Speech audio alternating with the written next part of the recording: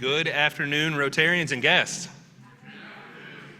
Welcome to our September meeting. To start things off, we have the four-way test prayer and pledge led by Amy Baltz, followed by guest introductions from Rajesh Chakani, as well as two new member introductions from new membership chair Ross Burnett. A quick reminder as we get started today, we ask that you silence your cell phones during the meeting. With that, we will invite Amy to the podium to kick things off.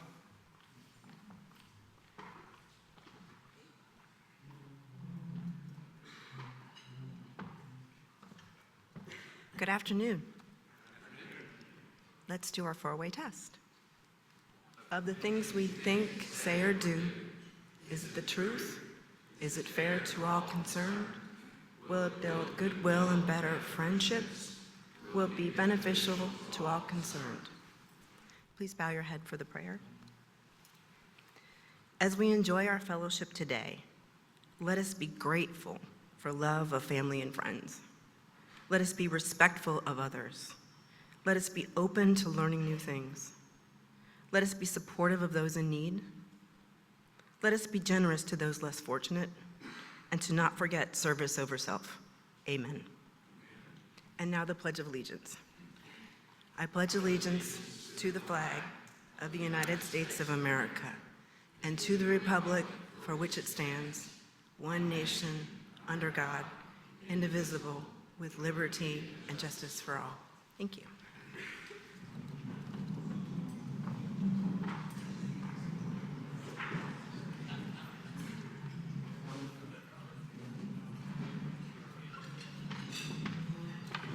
Good afternoon, everyone. I would announce the name of our guest today over here, along with the member who is accompanying them. I would request them to stand till end, and I would request all other Rotarians to hold that applause till I announce all the guests and the members. So we have first guest as Suzanne Hirel by Michael Bynum, Norm Berner, Michael Bynum, Elizabeth Bynum by Michael Bynum, Rachel Patridge by Michael Bynum. Thank you so much, Michael, for introducing so many guests to us today. Jane Johnson, Aaron Lubin, Kathy Webb, Cappy Pack, Jordan Thomas, Aaron Lubin. Do you have Jordan in the house? Okay. Matthew Dawson, Clay McKinney, Cole Pierce, Clay McKinney. Thank you, Clay. Lance Hines, Cappy Pack. Thank you, Cappy. Debbie Teague, Michael Teague. Karen Sykes, Cappy Pack.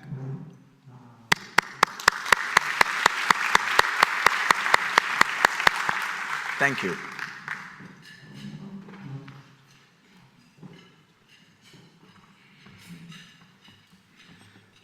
Good afternoon. Isn't it a fantastic day when we can bring two more new members to the best civic club in the state?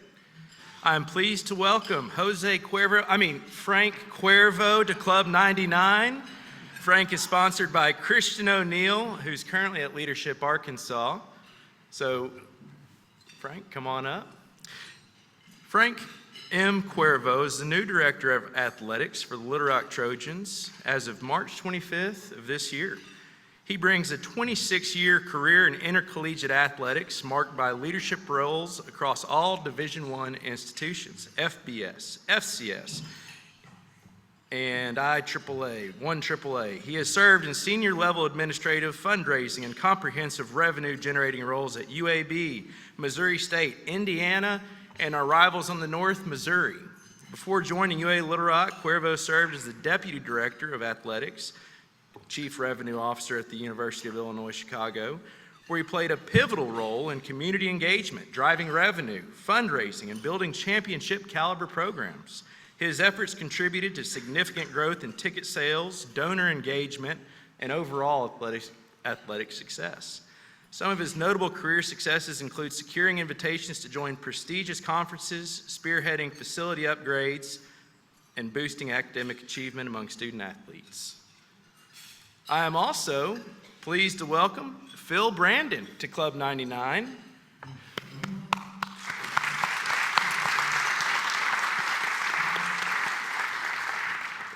Some of us were first introduced to Phil last year when Natalie had the Power of Fun meeting there, where we got to taste several different types of alcohols.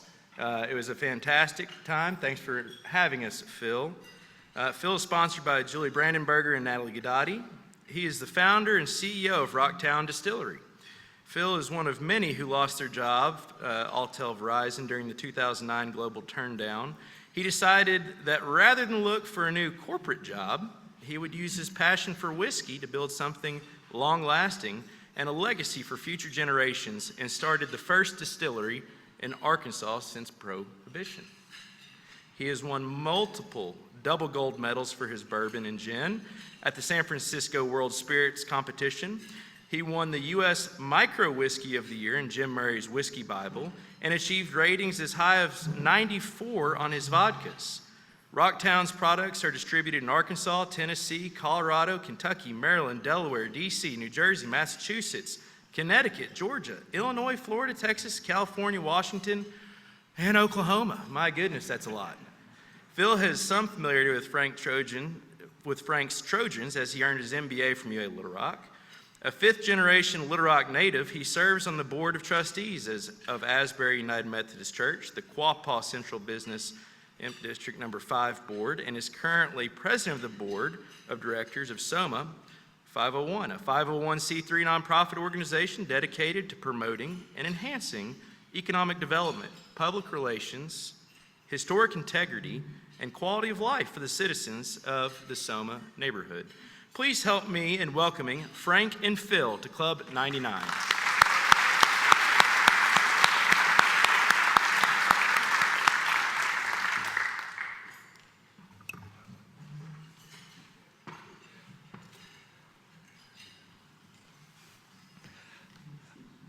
Welcome, Phil and Frank. We are excited to include both versions of the spirit you will be bringing to our club.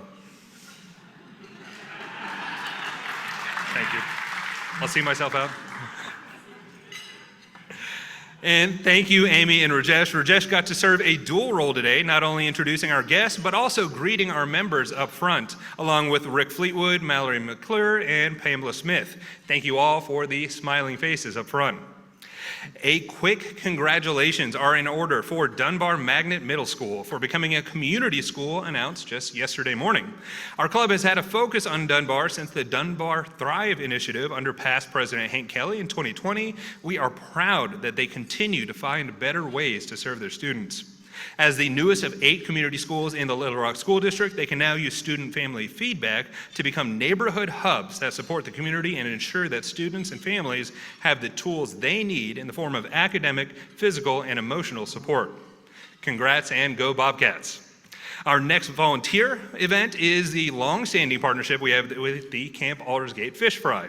Fish Fry volunteer Chair Alex Talley, there we go, kicked off things last week, but Sunday, October 13th is the event. Rotary has always had a very strong showing of volunteers here. Please see if you can share a couple of your hours for family-friendly fun on the Camp Aldersgate's 100-acre woods near Baptist Hospital. And our next social event is scheduled for Tuesday, October 1st. We'll have a happy hour and tours hosted at the new home of the Arkansas Symphony Orchestra, just next door over here. That starts at 4:30 p.m. Please RSVP early. Now, in line with our Rotary Year theme of Global Hearts, Local Hands, I've decided to use my President's Minute to highlight Rotary clubs around the world. There are more than 46,000 clubs worldwide, and we'll take a minute to learn about one other club a week from their history, membership, or special projects that they support. This week, to continue our march up the largest clubs in the United States, we move on to the Rotary Club of Chattanooga, Tennessee. They have a lot of things that rhyme with our club. The city of Chattanooga is positioned on the Tennessee River, much like our view of the Arkansas River just out the window here. Their population is 184,000. We are just over 202,000. They pride themselves on the balance between urban and natural attractions. We are the 15th largest club in the United States. They are the 13th. We are the 99th club chartered. They were the 103rd, founded in 1914. They are the largest and oldest civic organization in the district at 329 members, although we'll note they are not the largest in the state of Tennessee. We'll save that for another day. They have produced one Rotary International president, John Jerem, from 2016, and we have Carl Rosenbaum, past president and Rotary International board of director for 3 years. Their club is active with a focus on education, establishing 15 virtual learning centers in the city, much like our literacy lab during quarantine. Through their fundraising and foundation efforts, they were able to donate more than $227,000 to different organizations in 2021, supporting children's education as well as first responders during quarantine, where they donated over $5,000 worth of meals to nurses and healthcare workers at local hospitals. For all of our similarities, there are a few things our club can be proud of, distinctive from them, from our diversity of service to club demographics like the average length of membership. But I don't think we need to focus on that. Sometimes it's just nice to recognize your peers in the fight to make the world a better place. I'll ask that we all remember our four-way test as we learn about these other clubs that are higher than us on the list. With that, we will toast the Rotary Club of Chattanooga, Tennessee, a sister club in the South.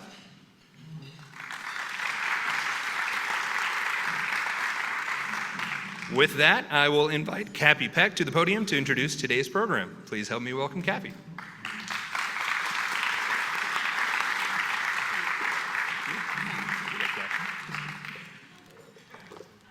Good morning, everybody. It's not my birthday. Somebody said, "Oh, happy birthday." I think they thought this was a birthday tiara. That's kind of frightening. But we are here to talk trash today, and we have a great panel. We'll make sure we leave some time for questions and answers. I've got a lot of bios to read. You know what? I'm not going to read my own. You know me. But I do want to introduce our esteemed moderator, Rex Nelson. He's one of the most high-profile writers and speakers in the entire state. Senior editor of the Arkansas Democrat-Gazette, he writes only three columns a week and essays for the cover of the newspaper's Sunday Perspective section. He's the author of 3 books, the first full-length biography of Hillary Rodham Clinton, a biography of Arkansas educator Ben Elrod, and a collection of essays on Arkansas. He's also the author of a popular blog known as Rex Nelson's Southern Fried. He hosts the Southern Fried podcast and makes regular television and radio appearances. He served for almost a decade as the Policy and Communications Director for Governor Mike Beebe, and then served for 4 years in the administration of President George W. Bush as one of the president's 2 appointees to the Delta Regional Authority. He's been inducted into the Arkansas Sportscaster and Sports Writers Hall of Fame, and in 2016, Governor Asa Hutchinson and the Arkansas Rural Development Commission named Rex as its Rural Advocate of the Year for the state of Arkansas. Thank you so much for being here, Rex, and please join me. Okay, y'all know me, I'm Cappy Peck. Okay, Litter Queen. Michael Bynum. Michael is a good friend, happens to live in the best ward of the city, Ward 4. He's a Little Rock attorney, a community advocate, and a very proud member of Club 99. He advocates for Little Rock issues including infrastructure, city beautification, public safety, and child care access. Michael has served in numerous roles for the public sector agencies, including attorney, advisor, director of operations, and budget analyst. He's also worked in the information technology sector for a Fortune 500 company and has served on numerous advisory and nonprofit boards. Michael has served the Mosaic Templars Cultural Center as a member of its Trailblazers Awards Selection Committee and as finance chair for the MTCC Advisory Board that led the initiative to renovate its world-class exhibits. He served as chair of the board for the Gertrude Rimmel Butler United Methodist Child Development Center, treasurer for the Arkansas Judges and Lawyers Assistance Program Foundation, and as a guest writer for the Arkansas Democrat-Gazette. He earned his law degree from UALR William H. Bowen School of Law, his Master of Public Administration from the U of A Fayetteville, and a bachelor's degree, you have a lot of degrees, in Public Administration from UCA, where he completed internships with the U.S. Senator Blanche Lincoln and Representative Vic Snyder, who's a big litter hero too. Michael lives in Little Rock and with his wife Elizabeth, who's with us today, and sons James and Samuel. Come on up, Michael.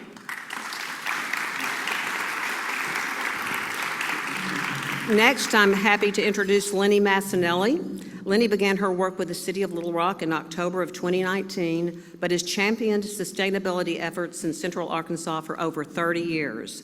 With a Bachelor of Arts degree in Science Museum Education from Baylor, Lenny spent over 15 years designing programs and teaching a variety of environmental topics to students and adults in a museum setting. In her city government role as sustainability officer, she continues to provide education and outreach, but also affects policy and provides leadership to address energy use, resource conservation, waste management, and other operations that directly impact Little Rock's environmental footprint. One of Lenny's favorite aspects of her work in the Sustainability Office is forming collaborative partnerships with organizations and businesses for greater environmental awareness and more equitable and inclusive communities. Come on up, Lenny. And last but not least, Suzanne Harrell retired from the U of A Cooperative Extension Service after a 30-plus year career. She served as a county agricultural 4-H agent and an environmental specialist. She's a founding member of Keep Little Rock Beautiful, an affiliate of Keep Arkansas Beautiful and Keep America Beautiful. Suzanne serves as the litter prevention co-chair. KLRB sponsors many community litter and trash cleanups, working with neighborhood groups, volunteers, and sponsors to protect our environment and improve the quality of life for everyone in Little Rock. Her hobbies include hiking, canoeing, gardening, volunteering, and picking up litter. Come on, Suzanne. And last, he's not on the panel because we have so many, but Norm Berner, please stand up, with Keep Little Rock Beautiful and Friends of Fush Creek. There are two reasons I'm involved in this. One is Norm Berner and one is Rex Nelson. So thank you for being here, Norm.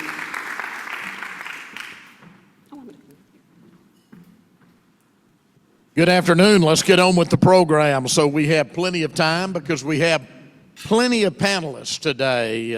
I'm going to cut out the niceties. Cappy has done the introduction, so I'm going to get right to it.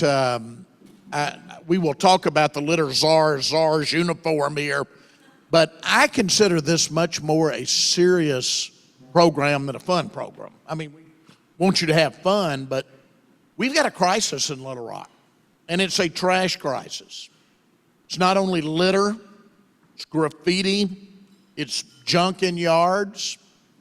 I spoke Sunday night over at the Doubletree to a group that came in from all over the nation. Some of you may be familiar with a program called Road Scholars, where people take trips all over the country. I'm doing another one Sunday night. The groups that are paying good money to come spend a week in Arkansas, and I'm so proud of Arkansas, and I always do their introduction of Arkansas speech. These tend to be high-income people, well-educated people, retired people that go on these trips because they're not cheap.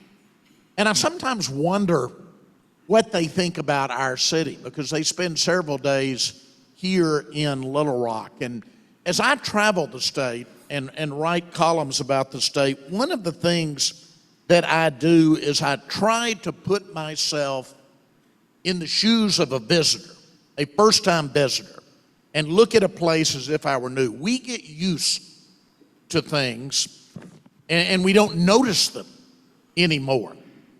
So let me give you one example. Let me invite you, when you leave today, put yourself in the shoes of a first-time visitor to the Clinton Presidential Center.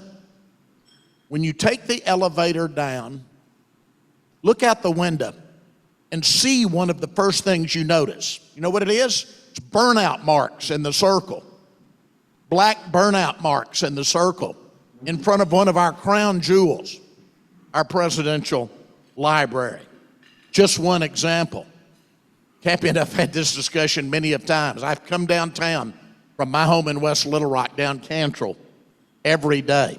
We've got several members of the city board here who are all my friends. So I will point out that's a state responsibility. It's Highway 10, but regardless of whose responsibility it is, I wind up at the office starting my day mad a lot of times because there's a new bumper in the ditch.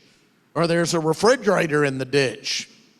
No telling what that will stay there for weeks sometimes in one of our main arteries. We used to call this the City of Roses. Think about it. This is where the hills meet the flatlands, with the Arkansas River going through the middle, one of the most beautiful natural settings you could imagine. And we've allowed it to become trashed up. And excuse my language, but it pisses me off. So I'm your pissed off moderator today.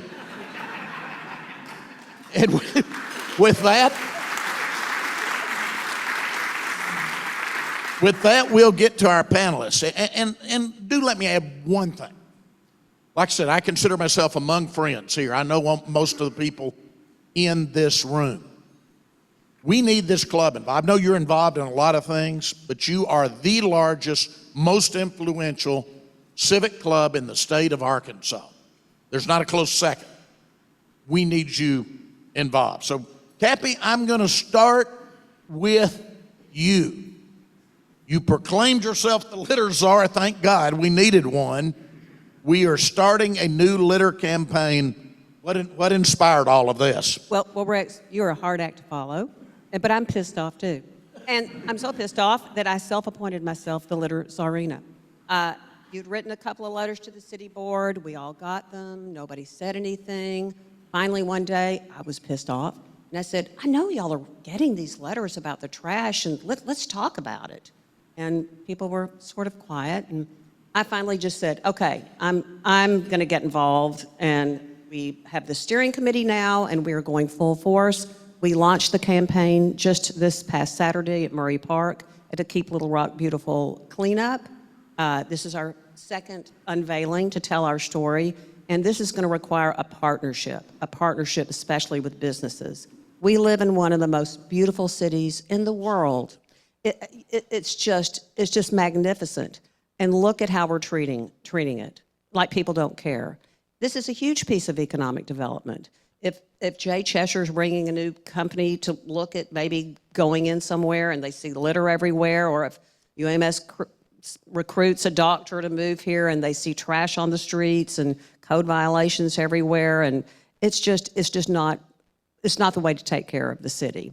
So I'm hoping that we can have a big impact. We have a lot of plans. We're already taking some action, and I'm going to let others talk about it. But thank you. Then this really is your fault completely, your letter. Well, thank you. And you hit on something very important. Many of you are leaders of our business community, and frankly, our Central Arkansas economy is doing quite well right now. We have seen Little Rock, as you know, in recent years become a major distribution and logistics center. As our population ages, our healthcare sector continues to grow. Our banking sector, financial sector continues to grow. Go out to Rawling and Chenal and look around you at all the new bank buildings going up. And Cappy hit on it, the Port of Little Rock. That super site that they are now being able to market with the move of the VOR, I am convinced, folks, that the largest private investment in Arkansas history will go right there. And it's going to help transform our city. But Michael, I think Cappy hit on something.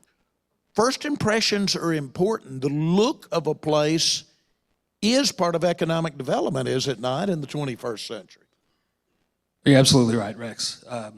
When people are coming here as visitors or prospective future residents, that's one of the first things that they notice is what does this community look like? And you see it a lot in other cities, but it's just as true here that a lot of times how a city looks can be indicative of what a community's values are. And if a community values a clean, welcoming, safe place, then that is going to create a culture that is welcoming to business, it's welcoming to tourists, that's welcoming to people reoccupying post-COVID all of our public spaces that we kind of had to abandon out of necessity. So yeah, you're absolutely right. I mean, this is not just an environmental issue. This is most definitely an economic issue, and it's a cultural issue in the city. It absolutely is. Cappy mentioned in the introduction, I spent 4 years as an appointee of President Bush with the Delta Regional Authority, we were in parts of 8 states. So I got to visit a lot of new towns during those 4 years.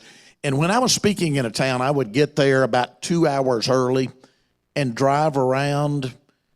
And Cappy, you know this, you can drive around a town, look if they care about their downtown, look how they keep up their major arteries. You can get a pretty good feel in a 2-hour drive around a place, whether it's got it going on as a city or not. Absolutely. And we can do better, you all. Like I said, we've got a plan, and I want Lenny and Suzanne to start talking about some of these things. We've already reinvigorated and relaunched our Adopt a Street program. We've got a lot of things in the works. We're working with our Chief Education Officer to develop a curriculum for 4th graders in our community schools. You know, kids teach parents. I mean, it's a matter of civic pride. And it's way more than just ugly. It's environmentally disastrous what it does to the animals, our water table, our soil. It just looks like we don't care. And obviously, some people don't. Thanks to Keep Little Rock Beautiful, they have major cleanups several times a year. They have hundreds of volunteers who show up and pick up other people's litter. We've got to teach people to not litter to begin with. Let me get over to Lenny and Suzanne. Lenny, I'll start with you for some of the specifics. If you will talk about what the city's been doing to prepare for this launch, and when we launch, what the primary goals are of the campaign. Sure. Well, for one thing, when we all kind of got together, Cappy pulled together this core group, we looked at sort of low-hanging fruit and what already exists. And the program Adopt a Street was one of those things already in existence. Adopt a Street has been around since the 1990s, and it's mostly stayed in civil engineering wing. And so recently the Sustainability Office took that over and got a summer intern to help us kind of cull through that list that's decades old and figure out who's still viable, who's still around, who's still alive, and then kind of reach out to them and, and make it updated.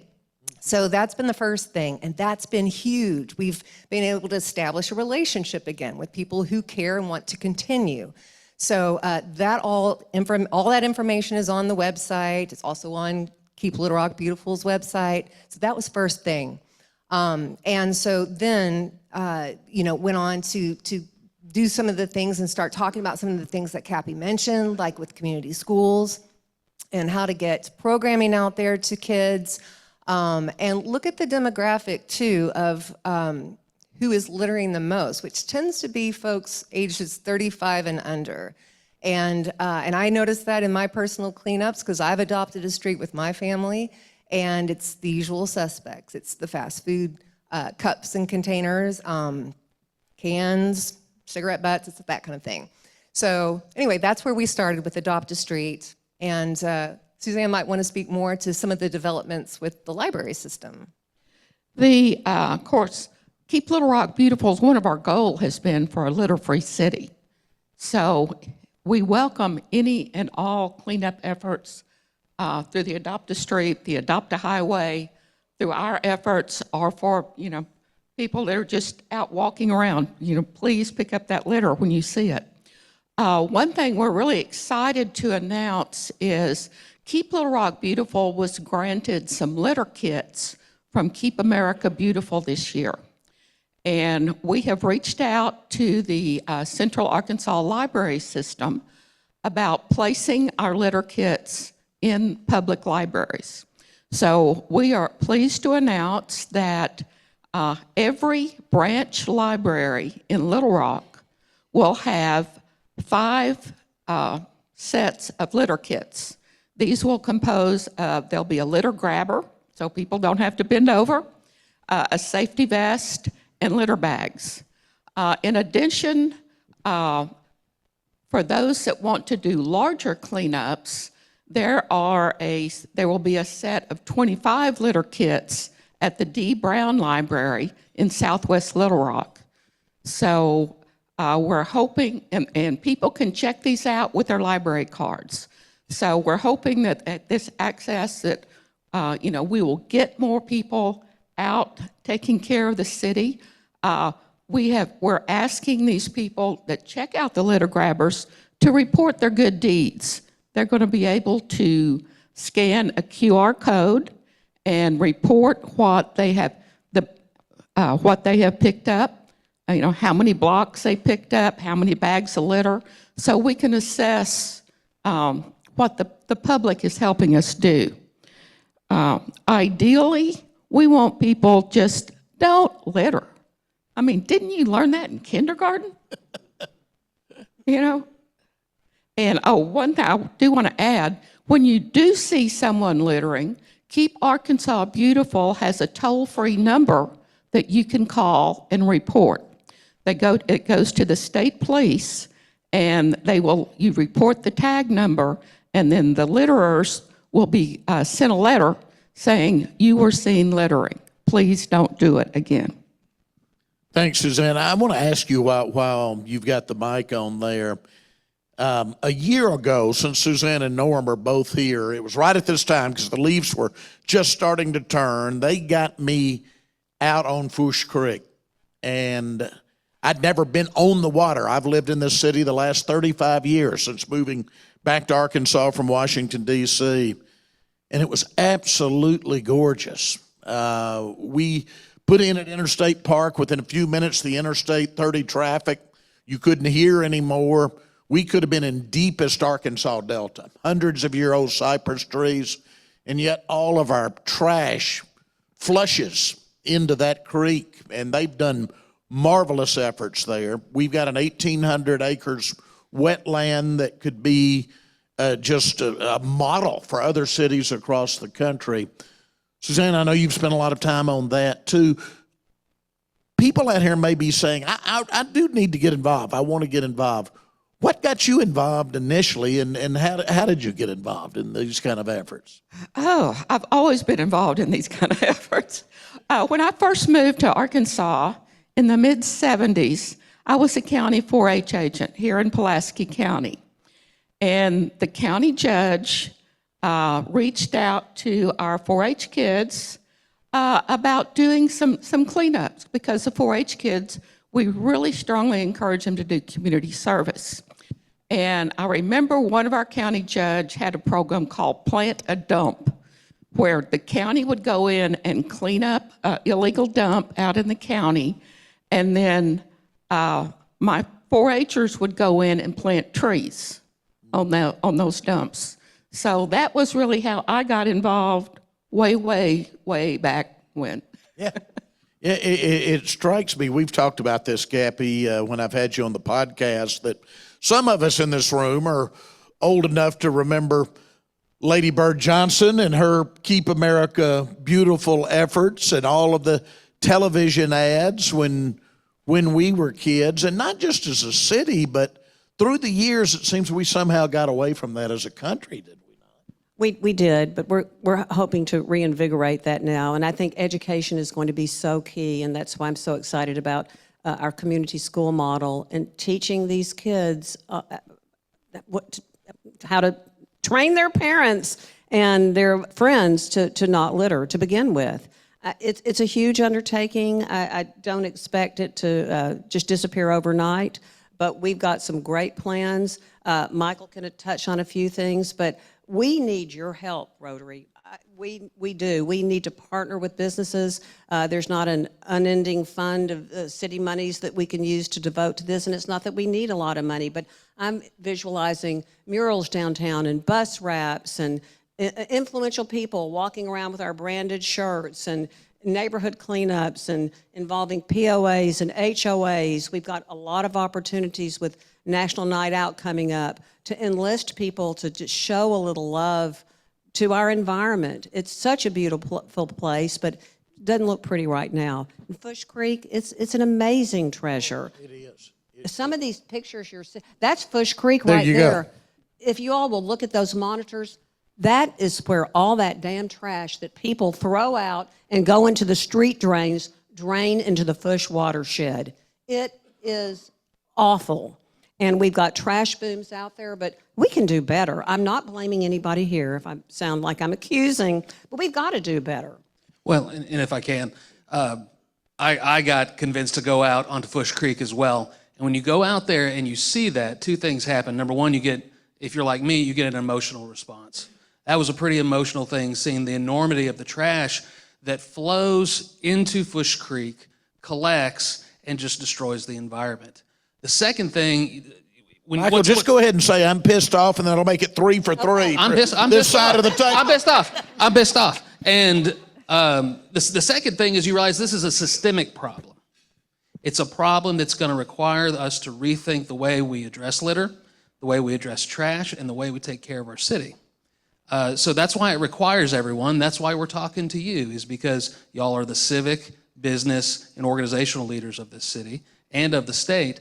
And we need your talent and we need your input to be part of the greater solution. Because we're not just going to do the same things we've done. There are a lot of things in the past that have worked, and we're incorporating those. But now it's going to move beyond that to a systems approach where we're all working in one direction together. So I think that's the important difference for y'all to understand. Well, Go and ahead, shout Lonnie. out to Michael, because when we were meeting, he said, we need a mission statement. And he pitched one about unifying the city to address, to reduce the impacts of litter, to get everyone on the board. But the word unify was key. And that's our main goal, is to bring everyone together to have a unified mission to tackle this litter issue. So let me give us a little bit of a rough, I know this is a work in progress, but a rough timeline, what we're going to see over the next year, maybe over the next 3 years even. Yeah, well, again, this is just getting started. This is our sort of second unveiling. So we will continue to meet and continue to bring about our plans. But we really want to hit the city of Little Rock from all aspects, from individuals to families to civic groups, schools, businesses. So we need to just, broaden our scope and be very inclusive in this, unify everyone. So as Cappy was saying, a lot of this is an awareness campaign. So just making folks aware that it is an issue and it's being dealt with, and that folks can get involved, because it's not just an observatory thing. It is everyone on board kind of thing. So we're going to take it bit by bit with our chief education officer. But we're going to try to get a lot of civic organizations like this one and businesses involved, right? Right, yeah. Shout out to Kelly Bass, who I know Museum of Discovery adopted a street. So, Thank you. yeah. Suzanne, how do you, other than events like this, how do you convince everything from nonprofit organizations to businesses that this is in our best interest to be involved in this? Well, Keep Little Rock Beautiful has sponsored numerous cleanup events. For 15 years, we have sponsored in March the citywide cleanup.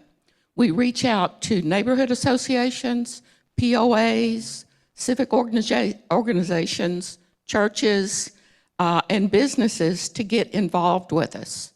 Normally, we have about 45 to 50 cleanups going on in all areas of the city during our citywide cleanup. So we plan on continuing that effort. We also do this past weekend, did the Great Arkansas Cleanup in Murray Park. We've done that event for 10 years. We had 116 people come out Saturday to improve the city park and the shorelines along the Arkansas River. We also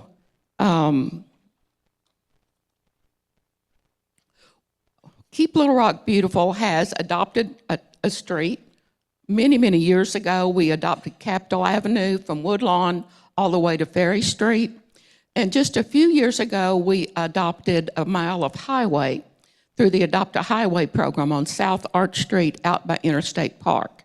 And just to show you that the scope of the issue, this year on that 1 mile stretch of highway, which we don't always get enough volunteers to clean up the entire mile. We've had 5 cleanups and we've picked up 170 bags of trash and over 500 pounds of bulky items like mattresses and desks and things that tires that people just dump on the side of the road.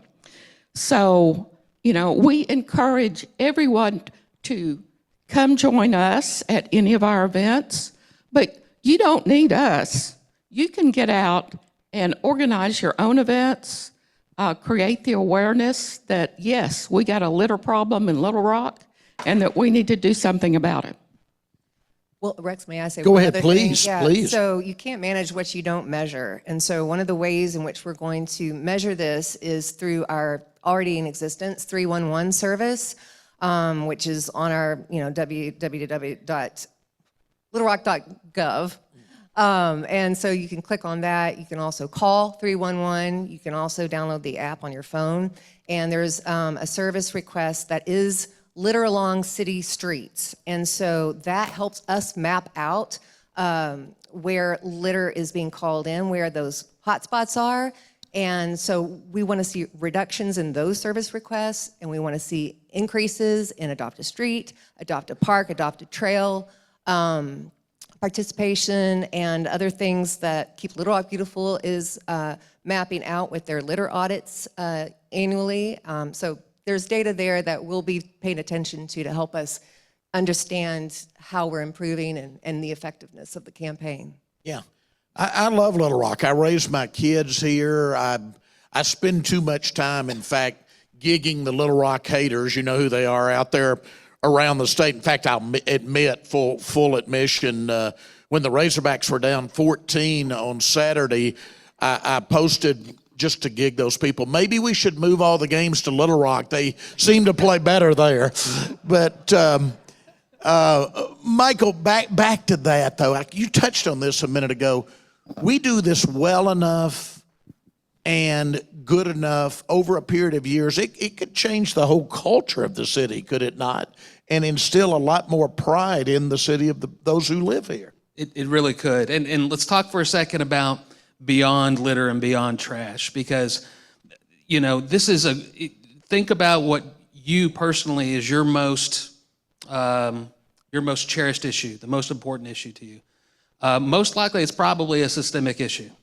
And so this is going to be a great undertaking for the city, because if we can find ways to organize and to collaborate and to solve the issue of litter, we're going to build the capacity as a city to solve other systemic problems. And I think that's the long-term benefit as a city whenever we build community. So yeah, in the long term, it goes way beyond litter, but it's like litter is the visual manifestation of that, right? Cappy, what long-term benefits would you like to see? Well, what he said, but what I want to do is, I've read this. This is a challenge. This is from my friend Chet Roberts. I know we're about at question and answer. This is good, time. yeah. So Chet Roberts is a retired, I guess he was an attorney. Is he an attorney? And he is a champion litter picker-upper. I mean, I know so many people who go on their daily walks and they just automatically take a trash bag and gloves with them and pick it up. So Chet posted this and he said it was okay to read it. Today, instead of bitching and moaning on social media about the terrible state of the world, I got up early and decided to make the world, or at least some part of it, a better place. And by 9:30, I am delighted to announce that I did exactly that. Yes, I picked up other people's trash along Rebsman Park Road and Riverfront Drive. And yes, it's a tiny thing, but nevertheless, it did improve the condition of the world just a tiny bit. And perhaps more importantly, it improved me and my attitude. So if you find yourself feeling anxious or stressed or even afraid, all feelings that any normal human being occupying our present world should feel from time to time, I strongly recommend just getting off your butt, shutting down the smart, parentheses, dumb, phone, grabbing a few trash bags and walking out to virtually any street or park in our city and pick up trash.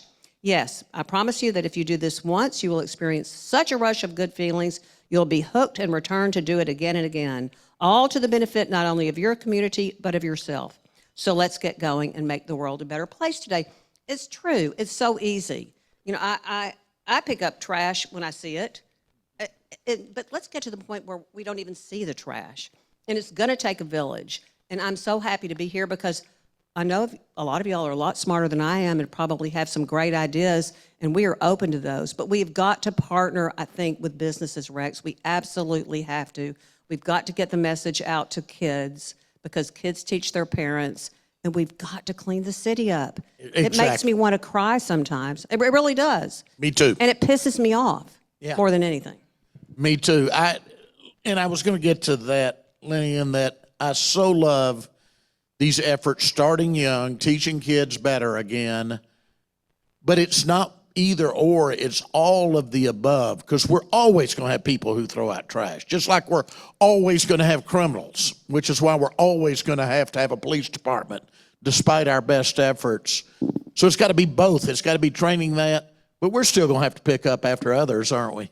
Probably so, but it doesn't need to be the norm to throw something out of the window. Yeah, and I think that's where we're at, like you said at the top of this, where it becomes where you don't even see it sometimes because we become so used to it. And so that's what needs to stop, first of all, is, well, seeing it. Yeah. We got to see it. Be aware of the problem first, right? And then you can address it. Yeah. Pay good attention when you drive back to your home at the sides of the major arteries. Do the same when you come back to work tomorrow morning. Put yourself in those shoes of somebody from out of town, and there's no way, right, Suzanne, that you're not going to see it in Little Rock right now. Yes, and I would like to kind of just follow up on the person that Cappy quoted, that I would like to challenge everybody in this room to every day just pick it up, whether you're at your workplace, in your neighborhood, you're at your school, your campus, wherever. When I was walking in here today, there was a M&M wrapper laying out front. I picked it up and put it in the trash can. So I encourage everybody to don't complain about it, do something about it. Who's got questions? I've left just a few minutes for questions. Robert, you're right up front. Yeah. We're maxed out on mics. I'm pissed off too. Good. I mean, I'm really pissed off. And what has happened to people that are sentenced to community service? I see it every day that there are numerous people that are sentenced in lieu of jail time to community service. It takes hands to pick up trash. And so I think that's another place where we could be. Is it against the law for prisoners to pick up trash these days? If it Don't think so. is, I don't. Happy? No, I'm listening. I'm paying attention. Check. Okay. Heard. Thank you. All right, we had another one, then I'll go back here. We'll get to them quickly.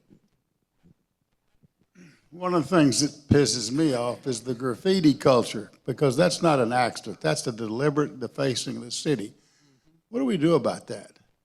Graffiti, Michael, you've been active in that area. So I've been working on the graffiti issue since earlier this year. One thing that I have noticed is that there's a certain percentage of graffiti that just comes back. People are going to come in, they're going to do that type of stuff.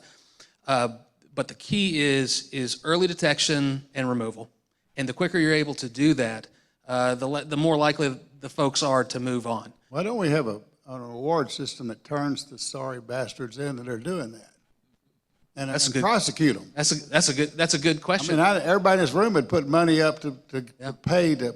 It's vandalism. It's vandalism, destroying the beauty of the city, and we ought to prosecute the hell out of them. On the back, we'll keep it going. That's back in the back. Get the mic back there. Yep.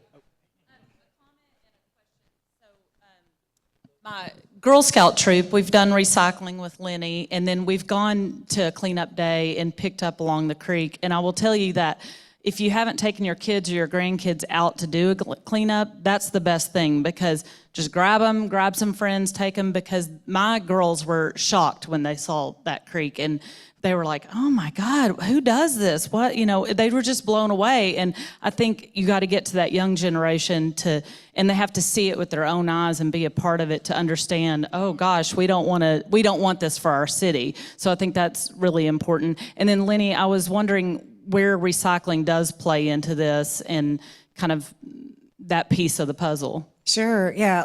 There's a lot of recycling opportunities in Little Rock. Of course, you can put the recycling into your own cart at home, the one with the yellow lid. There are other types of recycling, such as plastic bags that you can take to any Kroger, Walmart. There's a receptacle usually there in the entrance. That's any kind of stretchy plastic, right? There's also the Green Station that reopened earlier this year. That's off of South Thayer, 2000, South Thayer, and that is where you take electronic waste, anything with a cord, plastic bags as well, glass, and what am I missing? I think that's it.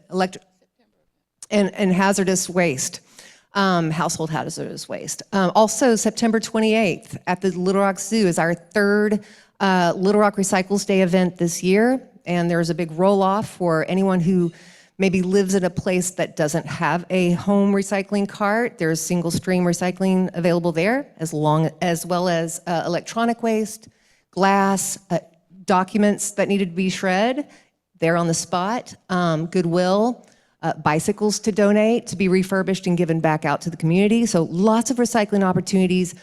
lrecycles.org is where you can just kind of go and get all good information on recycling in Little Rock. Rachel? Hey, thank you. Thank you all. This is a subject that, I mean, you started it, Rex. It pisses me off, too. And I am like my own one-person cleanup on my street. You realize there's going to be an out-of-state visitor coming to the I know, library. I know. We're going to be leaving. They're going to say, why are all these people pissed off? Well, my one comment is I live downtown, and for educators out there, I feel like I do see an uptick when college starts again.